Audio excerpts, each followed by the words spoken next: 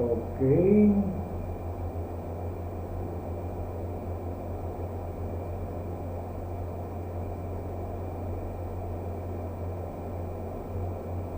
Ayan.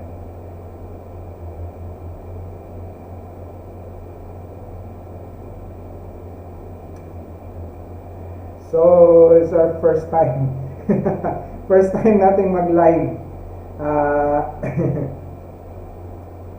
subukan natin guys first time kong gawin ito using OBS, kaya pagpasensya nyo na.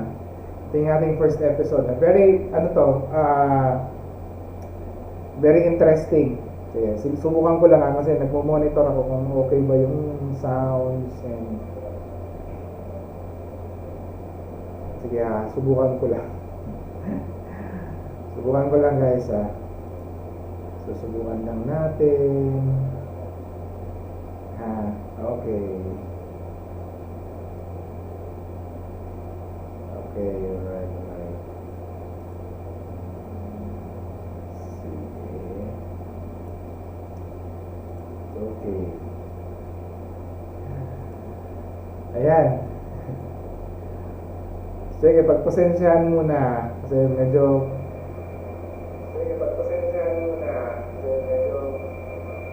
naninibago pa tayo. Okay.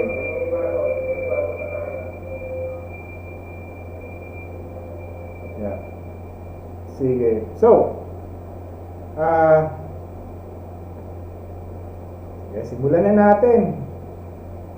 Simulan na natin yung usapan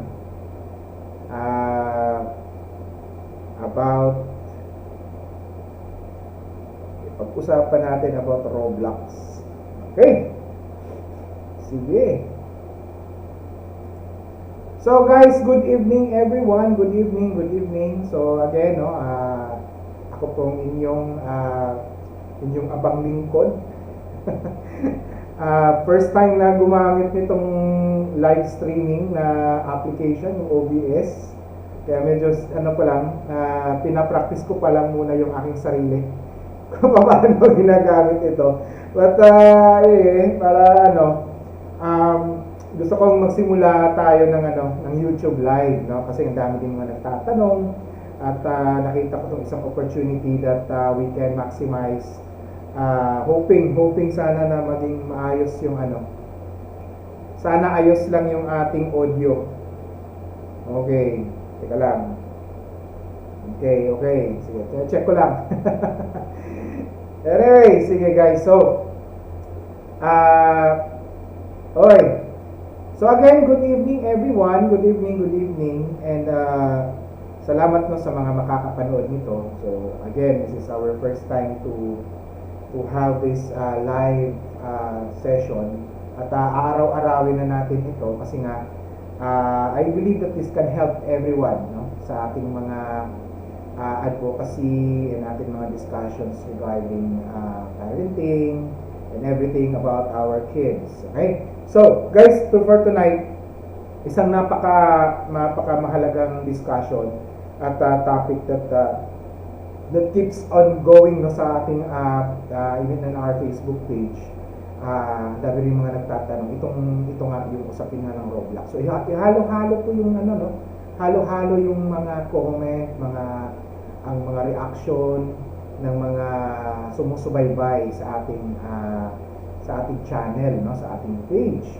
At kaya naisipan kong ito yung una nating opening salvo sa ating live for the use of our YouTube channel. Okay? So, for tonight, no, pag-usapan natin ano ba yung mga nakakubli o mga hidden o mga nakatagong mga panganib sa larong Roblox. So, ang Roblox, una kailangan maintindihan muna natin ang Roblox ay isa po siyang app o isang game application, no? Within the game, pwede kang mag-create ng sarili mong game. Tsaka ang isang dito sa Roblox is that wala siyang age restrictions. So all ages pwedeng maglaro, no?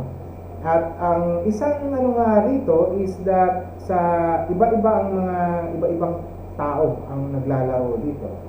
But to be fair with Roblox, meron naman silang mga safeguards or mga safety nets na mga ginawa to ensure na wala yung na hindi mangyayari yung online sexual abuse and exploitation among children.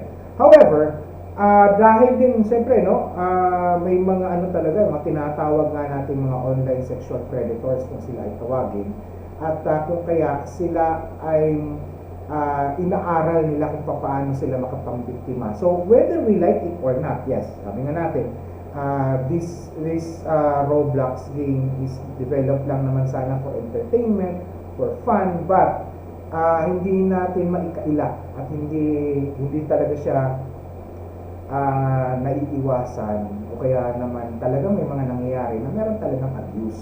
Whether you will believe it or not, there are, and so many children are victimized. Hindi yung Roblox as a game, pero yung Roblox as the pathway para dun sila mabiktima. Kasi ang daming unyang mga features. Although yung Roblox naman, gumagawa sila ng paraan, but of course, what they can only do is within their platform. But alam niyo na, ang dami ring mga magagaling, na itong mga online predators nga, ang tinatawag, yung sinasabi mga kanina, online sexual predators nga kung sila ay tawagin, naghahanap at talagang yung purpose, intention nila is only to victimize children. Mangbibiktima lang talaga sila ng mga bata, So, ano ba tong mga bantang panganib, kaya ako nag-i-excuse ako palagi, lalo na doon sa mga gamers ng Roblox, kasi nga I believe na marami na masasaktan, itong mga kapag pinag-uusapan ang ganitong topic. Pero we have to tell this one para tayong mga parents naman ay maging aware. And I know also that there are a lot of parents who are gamers of Roblox, who also justifies na binabantayan naman ng anak nila, etc., etc. So, it's up to you, Ikaw bilang magulang, it is up to you. Kasi at the end of the day, ikaw naman yung magulang At the end of the day, whatever happens to your child, ikaw, accountability mo naman yan So, ang trabaho ko at this point in time is to discuss to you what are the dangers, what are the truths, para matulungan yung mga magulang. Paano ba nila ito maintindihan? Kasi lagi mga sinasabi ng iba, depende yan sa magulang. Yun nga, totoo nga yun. Depende nga siya sa magulang. Kung ang magulang ay may kaalaman, ay alam niya. Kung wala, pinapabayaan lang niya. And in fact, even as young as 6 years old, dami mga naglalaro dito. But it's not really about the game itself, but it is the game. Ang game ay nagamit siya as a pathway for these abusers to come in. So, pag-usapan natin, unang-una, may tinatawag ng condo games. Ito yung una, guys, condo games. May mga Roblox gamers na yun, gumagawa nga sila ng games within sa Roblox. At ang mga games na to ay nagpo-promote ng sex, kaya na tinatawag na nilang condo games. Although, ang Roblox, meron siyang AI, meron din silang parang mga digital robots, ika nga, na ito yung nagtitrace, if this kind of games are existing or not, kasi binablock nila ito, Kaya lang, meron pa rin mga limitasyon kasi nga through time and every day, itong mga gumagawa ng ganitong games, gumagawa ng ganitong mga pamamaraan, naghahanap at maghahanap talaga sila ng ways and means just to get or to groom. Ayun, gamitin ko na lang yung term grooming ang tawag po doon. Kaya kailangan nilang makapag-grooming ng bata, aakitin para magkaroon ng pagtitiwala. Ayan. Kapag nagkakaroon ng pagtitiwala ngayon yung bata, yun yung tinatawag na pumapasok na siya sa stage ng grooming ang tawag doon. So, kapag nagtiwala na yung bata, doon na nila dadalhin yun sa isang platform outside of Roblox na, kung saan doon na nila gagawin kung ano man yung gusto nilang ipagawa or ano nung bata. Itong condo games na ito na binabanggit ko, dito makakita ka ng mga hubot-hubad na mga avatars. In fact, ang anak ko mismo, minsan, when I think that was 1 year or 2 years ago, nakita ko mismo, no, bakit hubad yung mga nakita. Kahit ka sa YouTube, may makita kang mga naka-upload na mga videos who are naked, no, na mga avatars. Kung titingnan mo, at a first glance, parang entertainment lang siya. But, pag tiningnan mo yung conversation, at tiningnan mo talaga yung actions in like 30 minutes to 1 hour, yung mga nasa YouTube uploaded, mapapansin mo talaga merong grooming na nangyayari. At ito yung isa ito sa mga kailangan bantayan natin ng mga magulang. Marami pa sa mga Pilipino ngayon, no, kahit mga magulang, ay hindi pa ganun kataas ang kaalaman pagdating sa usapin ng online sexual abuse and exploitation. Medyo hindi pa ganun kataas ang awareness. Marami pang mga magulang hindi marunong at hindi pa nakakaalam nito. Kaya medyo ignorante pa karamihan sa mga Pilipino when it comes to this kind of issue or problem that na nakaamba na panganib para dun sa ating mga anak, sa mga bata. Okay. So yun yung una, condo games. Ang pangalawa is kung mag-search ka dun sa Google, guys, meron silang tinatawag na Roblox Discord server. So ito namang Discord servers, it does not belong to Roblox. Kaya lang ginawa ito ng mga Roblox, many of the Roblox players or mga gamers. Gumawa sila ng parang isang chat community. Pero hindi ito talaga, hindi ito pag-aari ng Roblox. Ginawa lang ito ng mga fans, no, or mga fanatics of Roblox. Isa itong napakamalawak na chat community, no, wherein halo-halo na po dyan, no, ang ginagawa ng ang landscape niyan after nilang mag-grooming yung bata ay iniimbitahan nila pumasok dito sa mga chat communities na ito. And that is a very wide chat community na ang hirap mong i-filter. So, yung bata, dun pumapasok para dun siya magkaroon makapag-establish siya ng communication with the online predators. Pangatlo, may mga hindi kaaya-aya din, no, na mga Roblox videos na makikita mo even in YouTube na naka-upload na sa mga YouTube. Maaari nga, ikaw, magulang ngayon, maaari mo nga i-block. Ako, halimbawa, sa bahay, totally Roblox is banned, no? Not because the game itself is ayoko, but it is my way for me to protect my kids. Kasi yung yung Roblox na yan, yun yung sabihin na natin, yun yung sabi ko kanina, yun yung pathway towards dun sa pagiging malagay sa pagiging biktima yung aking mga anak. And bakit namin ibinaban sa bahay? Wala na, hindi na pwedeng maglaro sa mga gadgets, sa mga cellphones. Walang dapat maglalaro ng Roblox. Because that is our choice. No? That is how I protect my children. That is how I protect my family. So, desisyon ko yun. No? Not because na sinisiraan ko yung Roblox, but kung mahihirapan man kami na magbantay sa mga anak ko sa araw-araw at sa gabi-gabi nila kung maglalaro man sila, better to allow my children to educate my kids para nila mas maintindihan at sila mismo. At total naman nakita rin nila yung kung paano ang Roblox makapangbiktima. Pero kahit nga ganun yung nangyayari, in YouTube, ang dami pa rin mga na-upload. At hindi na ito kontrolado mismo ng Roblox, at even YouTube cannot even control that one. So there are a lot of violente na mga actions, words, no, doon mismo sa uploaded na mga videos dun sa YouTube, no? Of course, hindi na yung kontrolado, no? Even YouTube doesn't have the control on that, and even Roblox itself doesn't have the control on that. So yun, pang-apat, number 4, merong mga audio clips, no? Mga profanity, violence, mga sex sounds, mga screeching, chaotic noises na na-upload, no? Still hindi rin ito control mismo ng sistema ng Roblox, no, sa kanilang safeguards and safety nets. At ang panglima, meron ding sa Roblox kasi merong mga items sa mga digital products kung saan pwede ka makapag-upgrade, no, pwedeng pwedeng ang daming mga naglilipa ng mga scammers, no, na pwedeng mambiktima sa bata.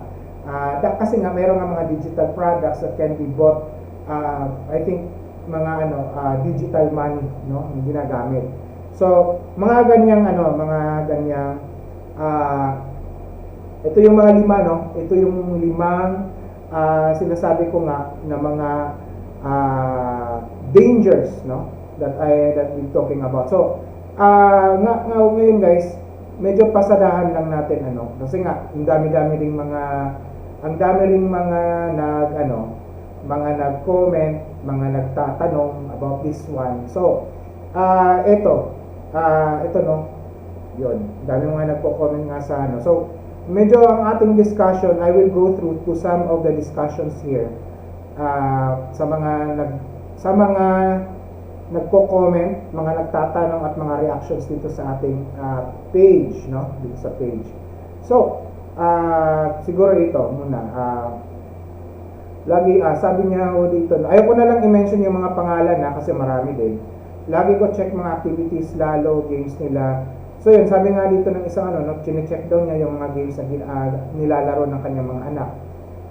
Kaya bawal sila mag-Roblox at naka-off mga DL sa mga gadgets. Sa YouTube naman, kung naka-watch naman daw siya, I always tell them to change it. Pero mostly YouTube Kids. Okay, yun nga, ang ko nga alam dito kay ma'am, kung lagi kang nakabantay, pero hindi naman kasi palaging andoon ka na nakaabang sa araw-araw, di ba? Kaya sa akin nga, it is better for me to ban Roblox, and even sa YouTube namin, meron kami mga rules about that Roblox sa panonood din sa YouTube na yan. Kasi nga, hindi naman siya necessary, no? Hindi naman. Bakit ba magkakaroon ba ng kakulangan yung bata kapag hindi nakapaglaro ng Roblox? Hindi naman yata, di ba? Hindi naman siya requirement para sa development ng isang bata. May mga iba nagja-justify, hindi, kasi nga digital age na ngayon yung technology ngayon. Hindi naman lang yan yung technology. If the technology or the application is dangerous and it will harm the child, ay wag na lang, di ba? So bakit ko itataya? So I would rather ban the application, the usage of this application, kaysa naman ako ay magkakaroon ng problema in the future, di ba? So isa pa rin dito na sabi niya, may paraan po para wag yan makapag-download ang mga bata. Lagyan ng password ang CP. Okay, yun, may mga sabi dito, maglalagay ng password sa cellphone. Ayan. Marami dito din nasabi nga, hindi nga nila. Yun, ang isang mga sinasabi dito sa mga netizens natin, sa mga taga-subaybay, yun nga, about the effect of using Roblox when it comes to the mental health issue ng bata, when it comes to the when it comes to okay. So pagdating sa cognitive development, tama naman din yun, no? Maliban na sa mga binanggit ko kanina, ang sobrang exposure naman, pag nasobrahan naman sa exposure sa kakalaro, magkakaroon ng negative effect sa bata. Okay? Nagkakaroon siya ng negative effect kung sobra yung exposure sa paglalaro. Kahit nga matatanda kapag nasobrahan sa paglalaro ng kahit naman anong klaseng online games, ay meron itong effect sa buhay, sa utak, sa lifestyle, sa attitude, sa behavior. Lalo na sa bata, magkakaroon talaga ng mga cognitive delays.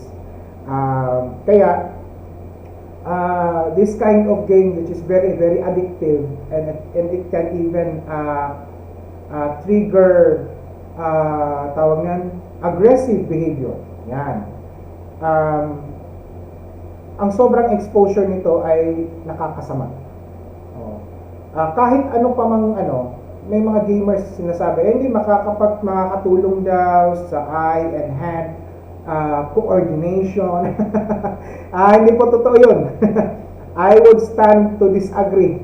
Hindi naman kailangan ng isang bata, ang isang toddler, ang isang preschooler, ang isang grade schooler, hindi niya kailangan ng hand and eye coordination, no, para maging maayos, magkaroon ng maayos na buhay. Huwag niyo nang kaya nga lagi akong nakakaharap ng diskusyon dito sa social media with regards to the sobrang exposure, no, about online games. Kasi nga dami-dami ding mga avid and fanatic gamers, no, who tries to justify. Kasi nga gina-justify para kasi magkaroon din ng dahilan yung parents to play the game, no, na para bang kumbaga mawawala yung guilt feeling. Kaya pinipilit natin i-justify. Yun naman talaga yung real talk doon. Alright? Kaya i-real talk ko lagi yung mga gamers na pilit na gina-justify, no? Wala namang problema kung ikaw ay matanda ka na, gamer ka, o di magpakalulong ka, bahala ka, no? Nasa sayo yan. Pero ang point ko lang dito is yung bata mismo. Other than putting the child into danger, to harm, to a dangerous situation, magkakaroon din ng impact sa kanyang cognitive development. Yan. Okay? So kung ikaw ay matanda na, ay bahala ka, no? But of course, kahit matanda ka, pag nalulung ka sa mga apps na to, sa mga games na to, kagaya din yan ang pagkakalulong sa mga addictive substances. Pare-pareho lang din yan.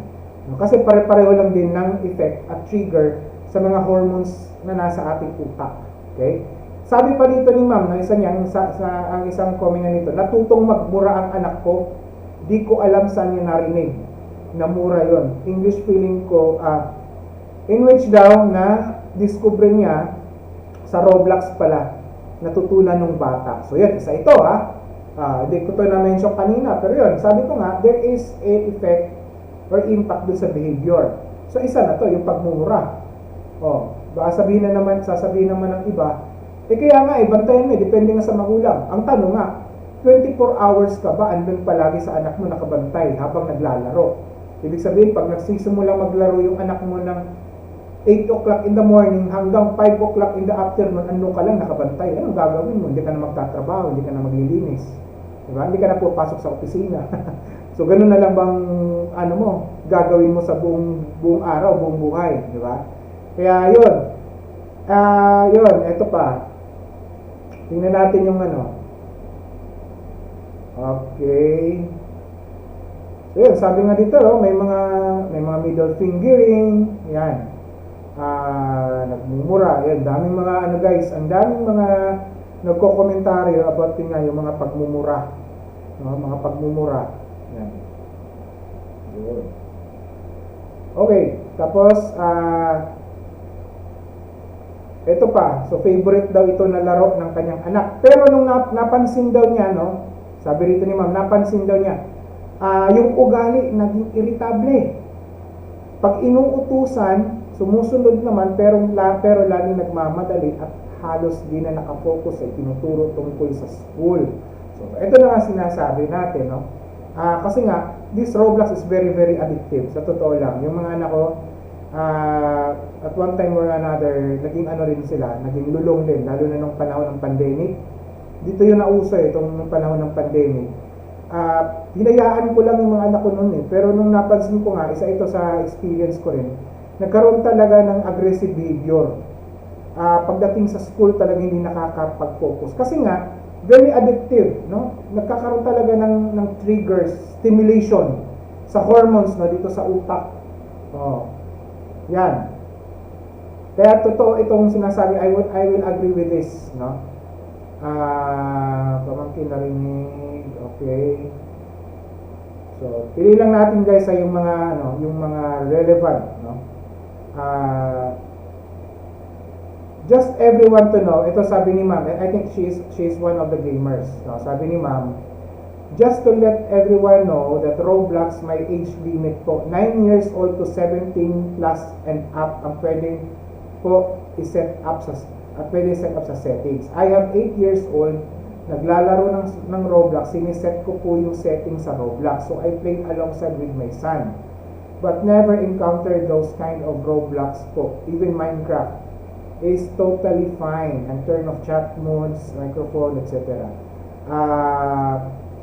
Meron daw palang parental control to allow parents to choose correct settings to control experiences their children can access. Smaller kids can be guided with parents. Okay naman yung ang binabanggit dito ni ma'am, no? Sabi naman niya, pwede mo namang iset. But at the end of the day kasi ang tanong, will it be helpful for the development of the child? Is that very beneficial? Is that really important? Kasi kung hindi naman importante, ba't ako mag-i-invest pa ng panahon doon? Why not, instead of, kayo naman yun, playing along with ako naman, I play along with my kids with some game applications, no? Naglalaro rin naman kami. But of course, we have our limitations. Pero, mas pinipili namin yung mas mahalagang makakatulong or may benefit sa mga anak ko. Halimbawa, mas ini-encourage ko sila to read books together. We read books together. We play board games together, no? We talk together, we converse together, we play together. Kasi nga, ito yung mga bagay na to, ito yung mas mahalaga. Ito yung talagang pinaka-basic foundation for the development of my kids. Kaya kung ako pipili ako ng ganito, ba't ako mag-i-invest pa? Ba't ko papahihirapan ang sarili ko to put those settings and etc. Kung pwede ko namang i-control na wag na lang maglaro. Kasi may mga laro na mas nakakatulong para sa kanilang full human development. Kasi ito namang digital, hindi naman ito talaga ang pinaka the basic. It can help because we are now in a digital age. Tama naman 'yon, no? Kaya lang you have to put controls or moderation. Pero kung ang moderation mo naman, kung ang gagawin mo naman ay halos buong araw kailangan mo talaga magpakahirap, no? Kung hindi ka naman ganun kateki, nakagaya dito kay ma'am, which is ilan lang naman yung populasyon nakagaya ni ma'am, no? Na talagang siguro gamer siya, alam niya yung mga settings lahat. Ba't pa tayo magpapakahirap? Di-encourage natin yung anak natin dun sa mas malaki yung maitutulong. Halimbawa, pagbabasa ng libro, playing board games. Why not? Why will I spend money to give my kids gadgets, small kids, like 7 years old, or even my daughter is 9 years old? Why will I spend a lot of thousands of money para bilan sila ng gadget and putting themselves into danger? Ba't hindi ako mag-i-invest dun sa mga mura pero nakakatulong para sa kanilang development? Halimbawa, mga board games, meron kaming chessboard, Scrabble, Boggle, Snakes and Ladders. Merong mga libro, nag-i-invest kami sa libro. Ang isang libo, 2,000 worth na libro, marami kang mabibili niyan na mga bargain or mga wholesale price, no? At nakakatulong 'yan. And even in fact, no, ang laki ng tulong sa mga anak ko when it comes to their academics, the way they think, logical thinking, ang kaibahan ng bata nung ang anak ko noon na lulong sila sa mga gadgets o sa digital applications sa mga games. Kukumpara ko sila ngayon na mas lulong sila o mas nakatutok sila sa mas more on comprehension skill, pag-develop ng kanilang comprehension skills, literary skills, cognitive, decision making, logical thinking. Mas andun nakatutok yung development ng mga anak. Mas malayo, mas sobrang layo nung pinagkaiba, no? Mas malayo. Okay. So ito pa. Okay. Yun, sabi rin dito, no? Ang daming guys, ang daming mga nagsasabi na natutong magmura. Oo. Kasi nga naman, kahit nga noon nung ako, medyo nalulong din ako way back siguro nung kapanahunan nang nauso ang Counter-Strike. Ay, grabe, doon sa internet cafe, di ba? Mga gamers noon dati, talagang murahan. No, hindi nawawala ang pagmumura kapag naglalaro kayo ng mga ganitong klaseng violenting games. Lalo na kapag ang game na dinevelop nung creator ay violente. Okay. Sige, hanap pa tayo Naghanap lang ako ng mas relevant na may mga nagsabi dito na hindi na nila pinagpapalaro. Sabi niya dito, parang disagree ako dito. Nasa parents 'yan kasi naglalaro anak ko pero hindi naman nakakuha ng bad attitude or any violence. Hindi sila nag-YouTube kasi naka-parents restricted. Okay. Sabi nga, di ba, depende ito sa parents. Okay, sabi ko kanina, depende sa parents. Kung maalam yung parents. Number 2, it might be that you need, sa akin ayoko namang mag-judge. But, ang challenge ko lagi sa mga ganitong, mga reactions, why not try to assess deeply what is happening with your child? O malamang, hindi nga naman nagmumura, wala namang bad attitude. But what is happening, alam mo ba, tingnan mo nga yung kanyang cognitive development, paano siya nag-iisip, paano siya nagdedesisyon, meron bang logical thinking, mabilis ba siya nakakaintindi sa kung ano yung binabasa niya, meron bang comprehension skills, meron bang literary skills. Yun yung kailangang tingnan natin. Let us look at the child as a whole. Huwag lang yung paisa-isa. Huwag lang yung silo, but look at as a whole. No? Okay.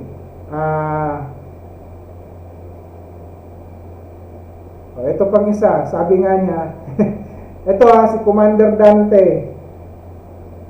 Ayan. Sabi niya, magtago po kaya kami sa bundok. Sabi niya rito, magtago po kaya kami sa bundok. Dami niyong pinagbabawal. Nasa DNA yan. Kung talagang bobo ang bata, bobo yan. Sir, si Commander Dante na taga bundok. Unang-una, ba't ka naman magtatago sa bundok? No?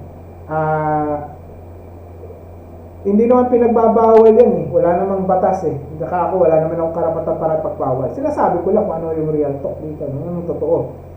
Bakit ka naman bakit ka ba naman magtatago ka pa sa bundok? Di ba? Kung ang gagawin mo lang naman is to moderate, imo-moderate mo lang yung anak mo. Okay?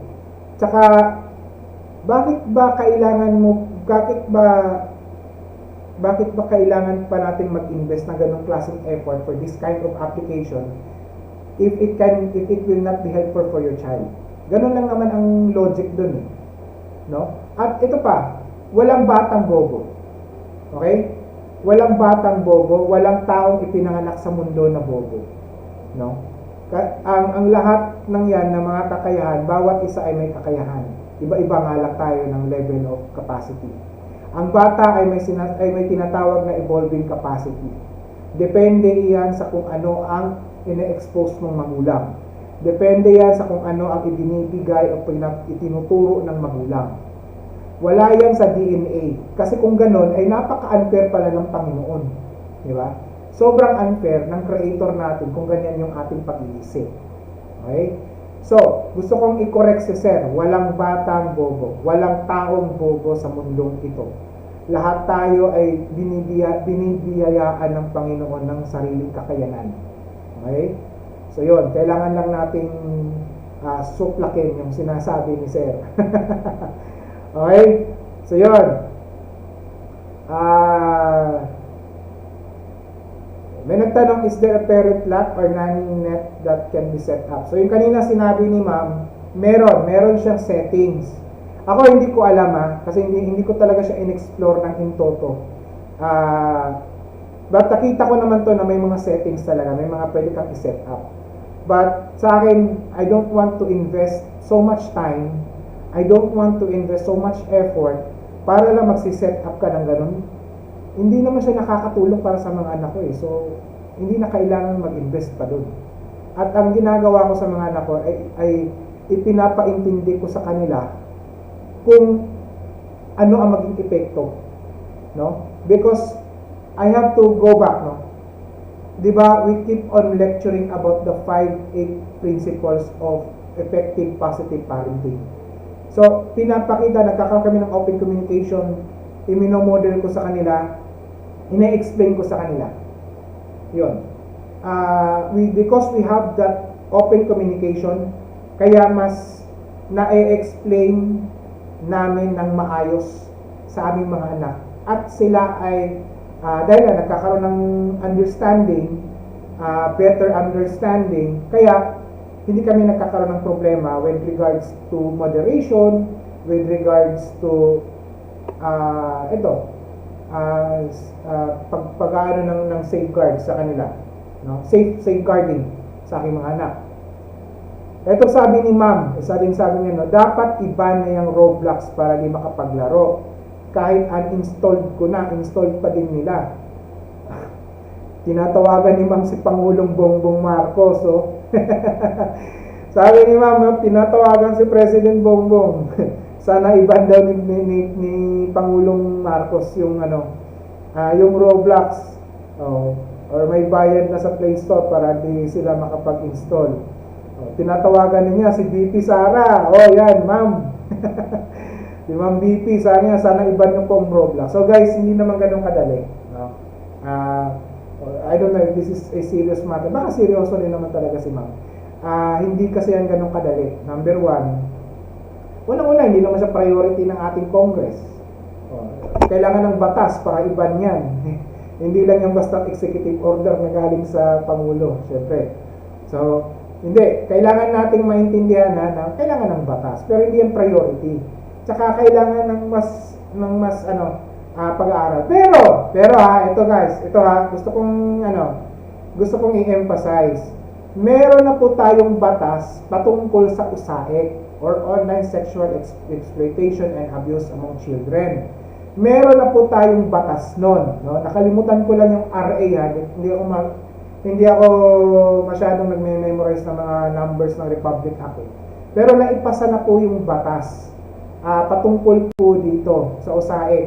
Kaya kung may mga bata na naaabuso, no, kahit na through the pathway of Roblox, social media, whatever platform, no, pwede ho i-report yan sa otoridad, sa PNP. Meron akong unit po yan sa PNP na naka-install para doon po nila kinikater yung mga ganong klaseng kaso. Meron na po yan, meron na po tayong batas, no? At ini-implement na po yung batas na yan, no?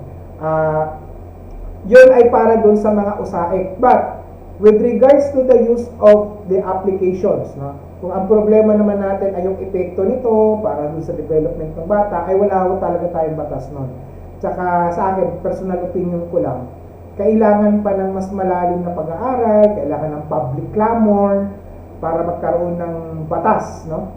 Pag wala kasing public clamor yan, pag hindi yan priority, tsaka hindi lang basta gumawa ka lang ng batas, kailangan yan, merong mga ebidensya, merong mga pag-aaral, merong dapat backbone, no? Yung mga batas. So hindi lang basta gumawa ka lang, pinagtripan mo lang, no? Hindi po pwede yun, no? Basta gusto mo lang siyang iban kasi sabi ng netizens, ng 50 million netizens ang delikado ito. Hindi, depende yan.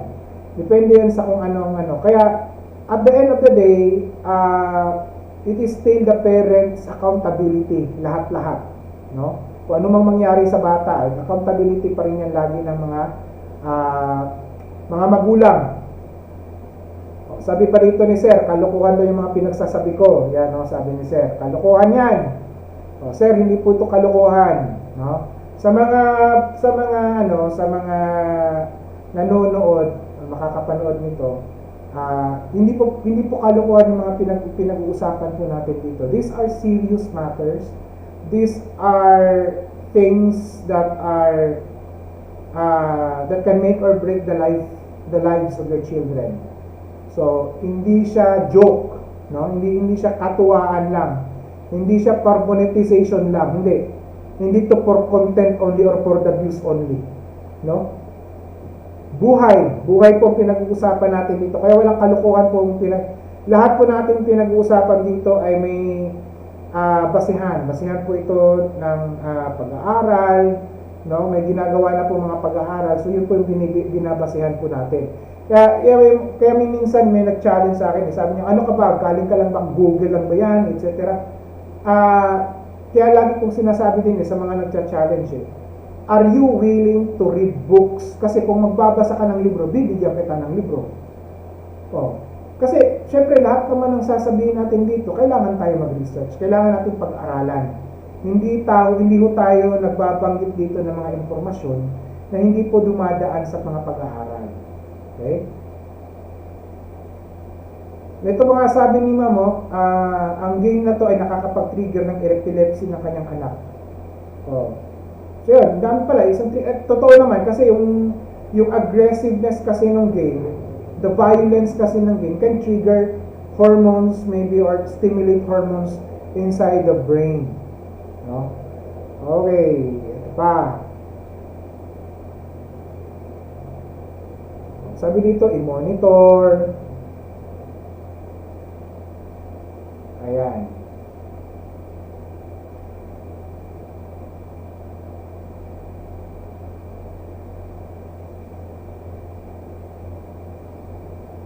Okay. Ito pa, sabi ni Sir.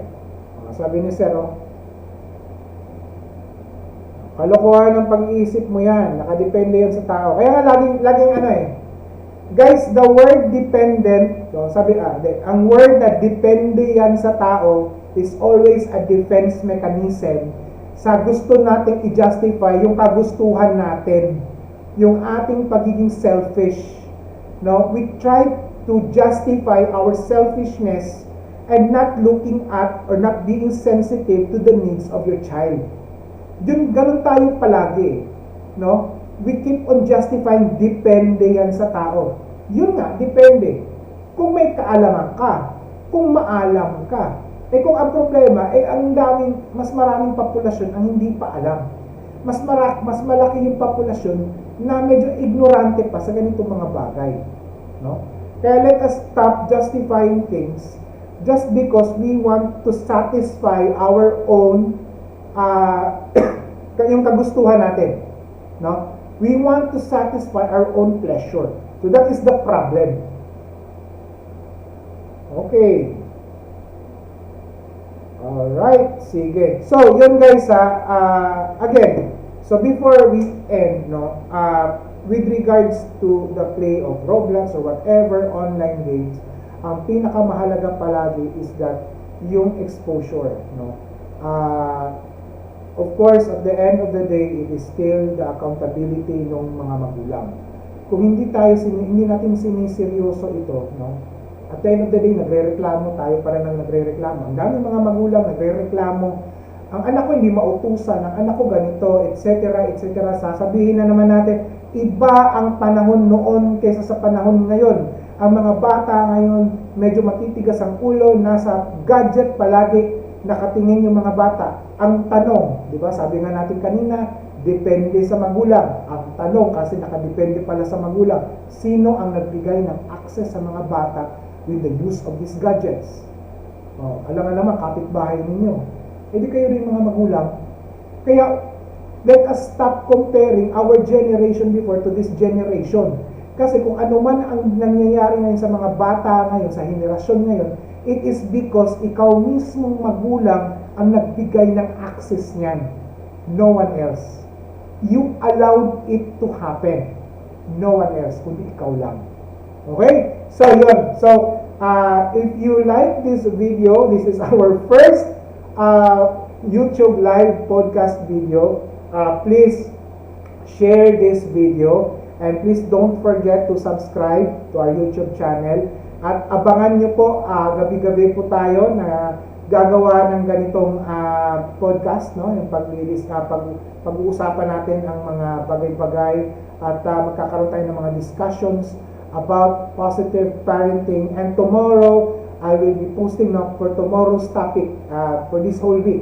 Abangan po ninyo sa ating Facebook page, tsaka dito na rin sa YouTube channel, ang mga topics natin for the whole week, na pag-uusapan. And also, better watch soon, meron tayong mga iimbitahan ng mga guests, live tayo sa ating mga guests. Meron tayong mga interview with our podcast. Okay, so guys, please don't forget to subscribe to our YouTube channel. And dito lang muna tayo, and good night everyone.